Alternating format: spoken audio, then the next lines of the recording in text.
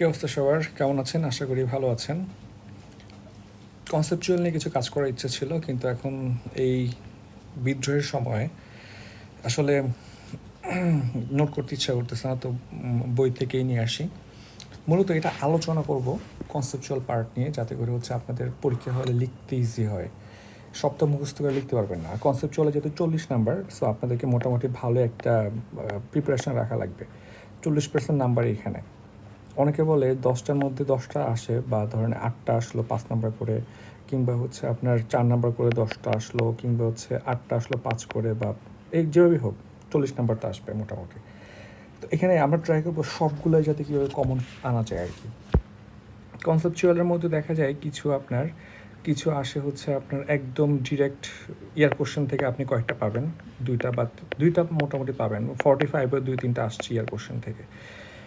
আর কিছু আসবে এখন 45-এ সব ব্যাখ্যামূলক আসছে, তো আমরা ব্যাখ্যামূলকও দেখবো। আবার কিছু বেসিকগুলোও আসে, যেমন ধরেন আন্তর্জাতিক সম্পর্ক বলতে কী বোঝায়, তো আমরা সব ক্যাটাগরি সবগুলো দেখব। এবং আমরা একটা দেখবো, যেমন এই বর্তমান বিশ্বে কেউ কারো কথা শুনতেছে না, ইউএনকে কেউ পাত্তা দিচ্ছে না, বা যেমন ধরুন হচ্ছে ইসরায়েল হামাস তাদেরকে মেরে ফেললো, এটা নিয়ে রাশিয়াও নিন্দা জানাইলো, চীন নিন্দা জানাইলো, ইউএসএ আবার ওর সাপোর্টে আছে। আবার ধরেন হচ্ছে গাজে হামলা হচ্ছে, সব কিছুতেই তো একটা ঝামেলা চলতেছে। তো এখন দেখা যাচ্ছে যে আপনার বড় বড় প্রতিষ্ঠানগুলো কাজে আসতেছে না, যারা হচ্ছে আপনার ইউ যেমন ধরেন হচ্ছে ইউএন কাজে আসতেছে না, ইভেন ইউরোপিয়ান ইউনিয়ন অনেকবার সিজফায়ারের কথা বলছে, এগুলো কিছু কাজে আসতেছে না। তো এই যে এখন আমাদের যে নৈরাজ্যবাদটা ইম্পর্টেন্ট, তাহলে এটা কি নৈরাজ্যবাদ সিস্টেমটাকে এক্সপ্লেন করতেছে না? তাহলে আমাদের এইভাবে রিলেট করে কিছু যদি আমরা পড়তে পারি, তাহলে পরীক্ষা আমার জন্য আসবে। যেমন আমরা জানি যে মেগাফোন ডিপ্লোমেসি মানে কি, যে মেগাফোন মানে হচ্ছে কি, যে আপনার প্রকাশ্যে কনডেম করা বা থ্রেট দেওয়া। এখন কিন্তু এটা বেড়ে গেছে, যেমন হচ্ছে রাশিয়া এবং ইউএসের মধ্যে মেগাফোন ডিপ্লোমেসি চলতেছে, ইভেন আপনার ইরান এবং ইসরায়েলের মধ্যে চলতেছে। তাহলে এটাও কিন্তু পরীক্ষায় চলে আসতে পারে। এরপর হচ্ছে ক্যারট অ্যান্ড স্টিক পলিসি, যেটা ছিল ক্যারট অ্যান্ড স্টিক, অর্থাৎ একই সাথে আপনি যেমন ধরেন হচ্ছে আপনার বলা যায় হচ্ছে তুরস্ক সরকারকে আপনি ফিড করতেছেন, আবার তুরস্কের যে ব্র্যাভেলিয়াস পার্টিগুলো আছে গভর্নমেন্টের এগেনস্টে, তাকেও আপনি ফিড করতেছেন। তাহলে সেটা হচ্ছে কি আপনার, এরপরে আপনার কোকাকোলা পলিসি নামে একটা আছে। কোকাকোলা পলিসি হচ্ছে কি, যে মানুষকে প্রকৃত সমস্যা থেকে দূরে, খুব লেম কিছু আপনার টপিক দিয়ে দূরে সরায় রাখা। এগুলো আমরা সামনে পাবো আর কি। তো যেগুলো বর্তমান সময়ের সাথে রিলেট করে সেগুলো আমরা দেখব, এবং আমরা বেসিকগুলো দেখব।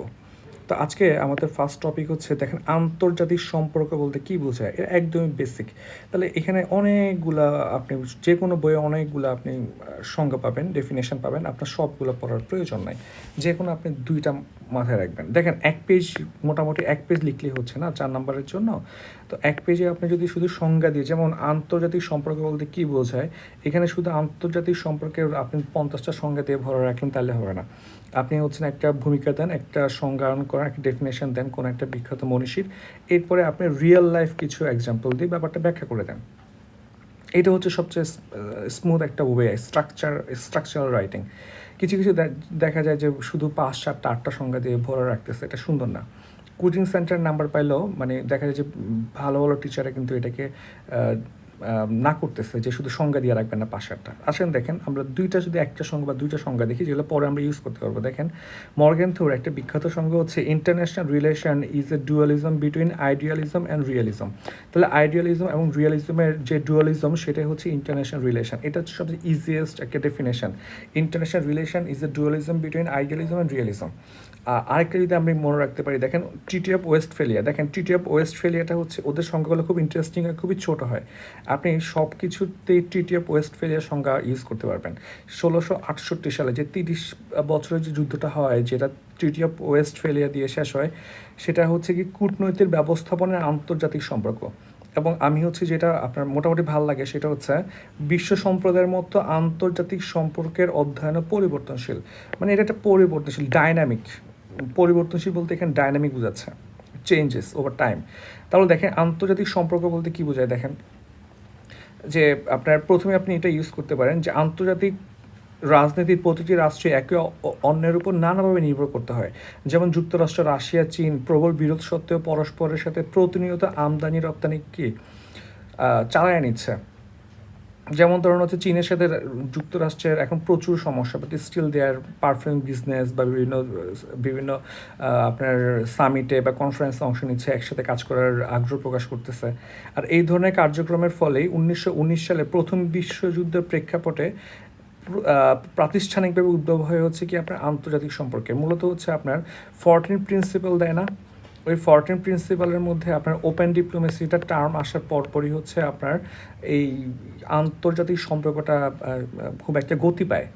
এখন দেখেন আন্তর্জাতিক সম্পর্কের মাধ্যমে রাষ্ট্রসমূহের মধ্যে পারস্পরিক নির্ভরশীলতা বৃদ্ধি করে, যুদ্ধ দ্বন্দ্ব বা এই সমস্যাগুলো হচ্ছে অ্যাভয়েড করে কীভাবে আপনি আপনার প্রফিটের দিকে আগাইতে পারবেন, উইন উইন ডিপ্লোমেসির দিকে আগাইতে পারবেন, সেটাই হচ্ছে উইন উইন সিচুয়েশনের দিকে আগাইতে পারবেন, সেটাই হচ্ছে আন্তর্জাতিক সম্পর্কের আপনার একটা কোর ফিলোসফি। এখন দেখেন আন্তর্জাতিক সম্পর্ক দিয়ে অ্যাকচুয়ালি হচ্ছে কি দেখেন আন্তর্জাতিক সম্পর্ক বলতে বোঝায় রাষ্ট্রের সীমার মধ্যে সীমাবদ্ধ না থেকে, মানে যে সম্পর্কটা হচ্ছে আপনার ডোমেস্টিকে না থেকে সেটা হচ্ছে একদম হচ্ছে আপনার বর্ডার ক্রস করে যাবে। যেমন বাংলাদেশ হচ্ছে আপনার ইউকের সাথে, ইউএসের সাথে, কিংবা জাপান, ফ্রান্স, ইউএর সাথে হচ্ছে সম্পর্ক বাড়াচ্ছে, এবং হচ্ছে আমরা পূর্বমুখী যদি বলি সেটা হচ্ছে আপনার দক্ষিণ পূর্ব দিকে মালয়েশিয়া, ইন্দোনেশিয়া, ওদের সাথে সম্পর্ক বাড়াচ্ছি, বা চীনের সাথে।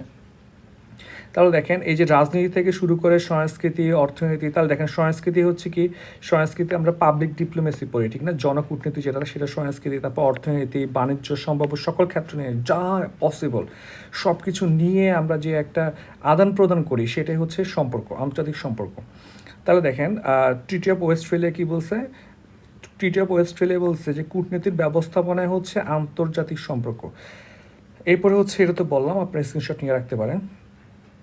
এখন যদি আপনার এই পরীক্ষায় এই প্রশ্নটা আসে, তাহলে হচ্ছে আপনি ধরেন একটা সংজ্ঞা দিলেন, তারপরে হচ্ছে ব্যাপারটা একটু ব্যাখ্যা করলেন, এরপর বাংলাদেশের সাপেক্ষে বলেন যে বাংলাদেশের ডিপ্লোমেসিটা শুরু হচ্ছে 1972 সালে, বঙ্গবন্ধুর দেশ 72 সালে আনুষ্ঠানিকভাবে শুরু হয়, ঠিক আছে। অনানুষ্ঠানিকভাবে কিন্তু আমরা 1971 সালের আগে থেকে কিন্তু একটা সম্পর্ক রাখছি, এবং হচ্ছে 71-এর আপনার মুক্তিযুদ্ধে আমরা হেল্পও পাই, ঠিক না, বৈশ্বিক অনেক সাপোর্টটা পাই, সেটা কিন্তু এক ধরনের পটেনশিয়াল রিলেশনশিপের কারণেই পাই।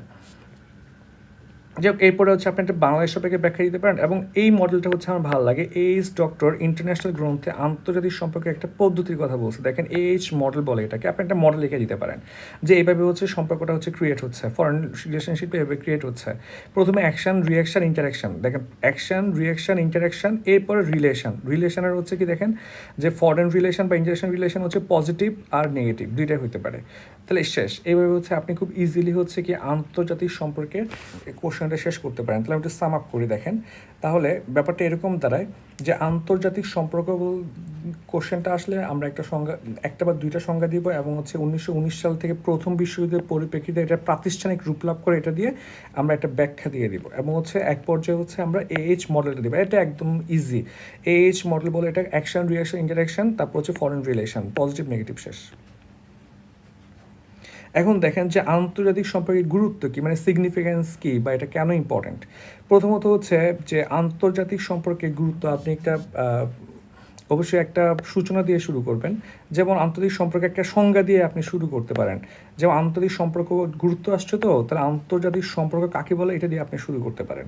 এরপরে হচ্ছে এই সম্পর্কে আমরা হচ্ছে আমাদের আন্তর্জাতিক সম্পর্কে কোর যে গোলটা হচ্ছে ন্যাশনাল ইন্টারেস্ট রক্ষা করা না, যে আমার যাতে লাভ হয়। এখন আমার লাভ হবে, আরেকজনকে ক্ষতি করে না, তাকেও যদি লাভ করে তখন সেটা উইন উইন ডিপ্লোমেসিতে পড়ে যায়। তারপরে হচ্ছে এই আমার ইন্টারেস্ট রাখার জন্য আমরা যতগুলো আপনি টার্ম পারেন সেগুলো আপনি অ্যাড করতে পারেন, যেমন zero sum diplomacy, back channel diplomacy, track 1, track 2, pilotship behaviour, ঠিক আছে। তাহলে এই সবগুলো হচ্ছে আপনার কি, এই পাইলটশিপ বিহেভিয়ার নিয়ে একটা ভিডিও অলরেডি আমার আছে, দেখে নিন। তাহলে এই যে মেগাফোন ডিপ্লোমেসি, এইগুলো আমরা ইউজ করি কারণ ন্যাশনাল ইন্টারেস্ট রক্ষা করার জন্য।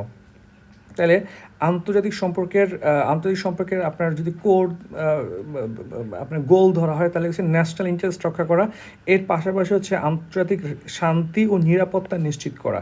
অর্থাৎ আন্তর্জাতিক শান্তি এবং নিরাপত্তা থাকলেই ন্যাশনাল ইন্টারেস্ট সবচেয়ে বেশি কাজ করে।